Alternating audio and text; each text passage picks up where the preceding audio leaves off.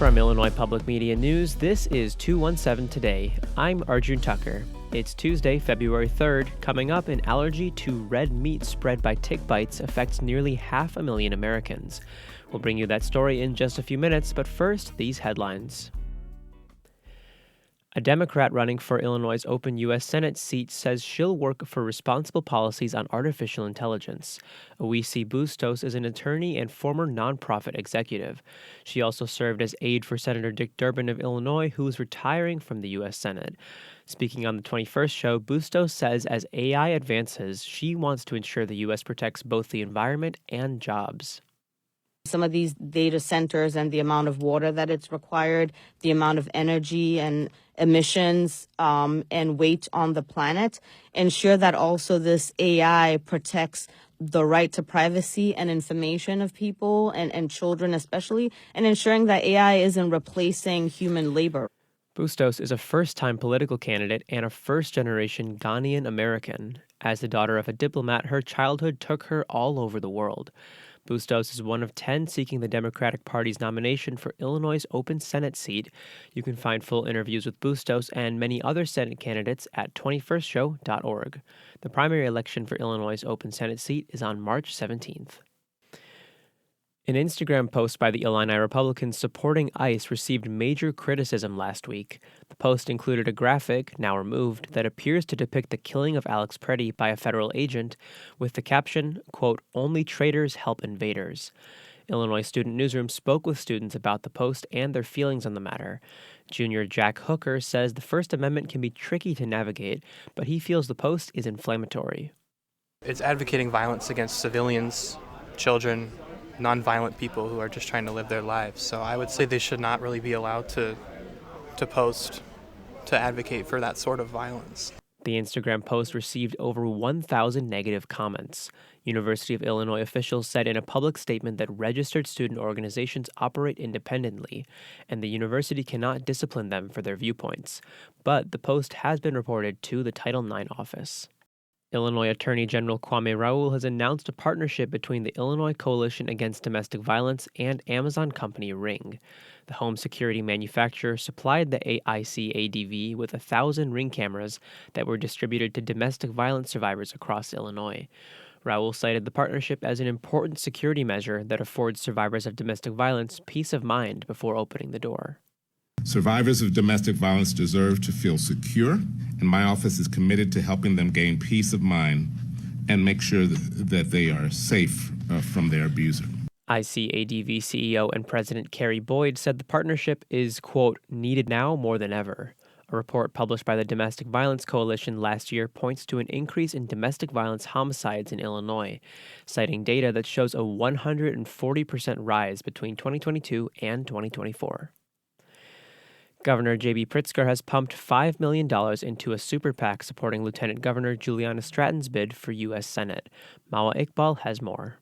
Pritzker's cousin Jennifer Pritzker also contributed a little over $1 million to the PAC. Stratton and U.S. Reps Raja Krishnamurthy and Robin Kelly have emerged as frontrunners in a crowded Democratic primary for retiring Senator Dick Durbin's seat. While Stratton was the first to jump in the race, she's fallen behind Krishnamurthy in fundraising, despite the billionaire governor's backing. According to federal campaign finance reports, Stratton ended last year with $1.1 million in cash on hand. Meanwhile, Krishnamurthy's war chest had $15 million on hand, and Kelly ended the year with the cash on hand total of nearly $1.6 million. I'm Mawa Iqbal. Still to come, an allergy to red meat spread by tick bites affects nearly 500,000 Americans. That story's coming up next on 217 Today, but first, meteorologist Andrew Pritchard with your forecast. I'm meteorologist Andrew Pritchard with your IPM News forecast for Champaign-Urbana. Today look for mostly cloudy skies with a chance of flurries and a high of 29 degrees, with a northeast wind 5 miles per hour. Tonight mostly cloudy with a low of 12 degrees, northeast wind 5 miles per hour. Tomorrow, partly cloudy with a high of 24 degrees and a north wind 5 miles per hour. Tomorrow night, partly cloudy with a low of 10 degrees, southwest wind 5 miles per hour. And for Thursday, mostly cloudy with a high of 30 degrees with a southwest wind 5 to 10 miles per hour. Next time on the 21st show, African Americans were long excluded from advertising.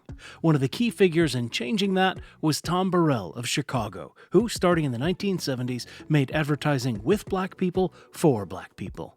We'll talk with his biographer, Illinois advertising scholar Jason P. Chambers. I'm Brian Mackey. That's next time on the 21st show.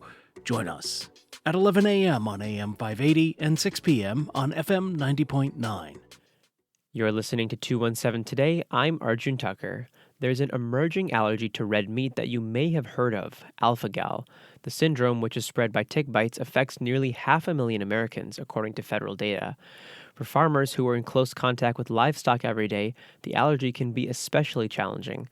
Harvest Public Media contributor Rebecca Smith reports on how alpha-gal syndrome is disrupting their lives and livelihoods. It's a bright, crisp morning on the Love Lake Iris farm outside Macon in northern Missouri. Owner Sharon Pennington is standing in the barn where she's raised countless orphan calves and nurse cows over the years. But now, for the first time, the barn sits empty. One cow calved and she had too much milk, so I was milking her and around all that fluid and just wondering, why in the world am I going to pass out or die? I don't know what's going on with me. Pennington was repeatedly experiencing anaphylaxis, a severe full-body allergic reaction.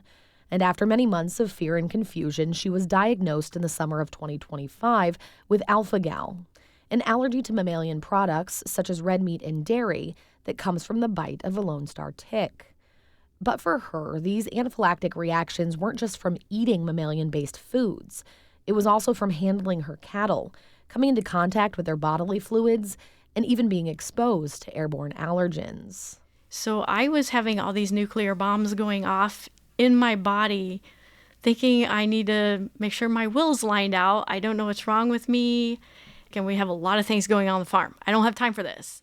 It's not yet clear if such a severe reaction is alpha-gal or immune hyperreactivity triggered by the allergy. Probably the short answer is we don't know. Dr. Scott Cummins is an allergist at the University of North Carolina at Chapel Hill. He's also one of the leading alpha-gal researchers in the country. There's not great data. Patients are saying one thing and giving us reports of symptoms and reactions. Those symptoms can include full-body hives, trouble breathing, irritated eyes, and even heart issues. There are some options for treatment, including medication, but it can cost thousands of dollars a month. Plus, Cummins says, many farmers simply don't have time to go through the process of getting to a specialist. Many of them can carry on doing their job, right? And can keep the farm, but there definitely are people who are affected and really struggle because they may not have the resources to bring in an extra set of hands. At the University of Nebraska, researcher Sean Cross has just completed a first-of-its-kind survey of farmers and ranchers with alpha-gal. More than 200 farmers from 28 states responded, the majority from Missouri, Oklahoma, and Arkansas, where the Lone Star tick is common. 69% of the respondents said that they had to modify work tasks associated to farming and ranching due to the diagnosis. And 78% reported that their diagnosis has caused them to feel distressed and worry about the productivity of their farm or ranch. The idea of a person shuttering down a farm that's been in their family for generations because of this new diagnosis, I can only imagine what that really does feel like. Rancher Kelly Decker struggled after her alpha-gal diagnosis in 2019. She and her husband raise beef cattle and sheep in north central Oklahoma. For a while, it was hard mentally, just trying to grieve something that felt silly to me because I was like, it's meat. People give up meat all the time. Decker considers herself lucky.